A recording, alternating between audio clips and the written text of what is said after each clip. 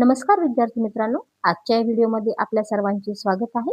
आज आपण नोटा व नाणी यावर आधारित प्रश्न अत्यंत सोप्या पद्धतीने कसा सोडवायचा हे पाहणार आहोत. अशा प्रकारचा प्रश्न प्रत्येक स्पर्धा परीक्षांमध्ये हमखास विचारला जातो. फक्त आपल्याला या प्रश्नाची योग्य उत्तर काढण्याची पद्धत माहिती नसल्यामुळे आपल्याला हा प्रश्न परीक्षेमध्ये सोडवता येत नाही. पण आता घाबरायचं काहीच कारण नाही आणि आपला या प्रश्नाचा 1 मार्क आपण फिक्स करून घेणार आहोत. तो कसा? तर चला आता आपण पाहूया. प्रश्न असा आहे, शंभूने दुकानदाराला 10 रुपयांची नाणी व 50 रुपयांच्या नोटा समान प्रमाणात दिल्या. त्याने एकूण 300 रुपये दिले असतील तर 50 रुपयांच्या एकूण किती नोटा दिल्या असतील असा प्रश्न आहे. तर आता आपण हा प्रश्न सोडवण्यासाठी सुरुवात करूया. आता आपल्याला 10 रुपयाची नाणी किती आहेत ते माहिती नाही, त्यामुळे आपण ते x मानणार आहोत. इथे पहा, 10 रुपयांची नाणी आपण ती x मानूया. त्याचप्रमाणे 50 रुपयांच्या नोटा किती आहेत ते देखील आपल्याला माहिती नाहीत, पण इथे समान प्रमाणात आहे, त्यामुळे आपण 50 रुपयाच्या नोटा सुद्धा xच मानणार आहोत. 50 रुपयांच्या नोटा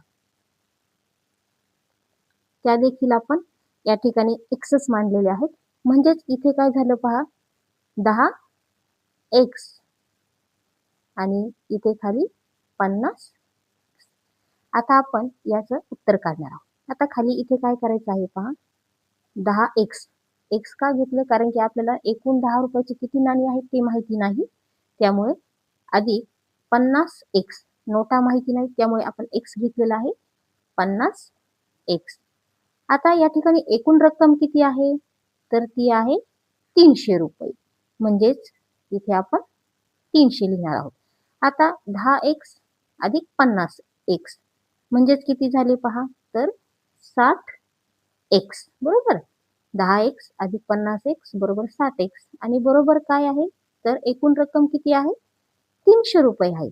आता आपल्याला इथे x काढायचा आहे. या ठिकाणी आपण आता काढूयात. तर पहा, x बरोबर 300 भागिले 60. या ठिकाणी हा शून्य कॅन्सल झालेला आहे. इथे आता आपण भाग देणार आहोत. 6 एक 6 आणि 6 पंचे 30. म्हणजे या ठिकाणी आपला भागाकार म्हणजेच x बरोबर किती आलेला आहे? 5. म्हणजेच पहा, 50 रुपयांच्या एकूण 5 नोटा दिल्या असतील. हे आपल्या प्रश्नाचं झालेलं आहे उत्तर.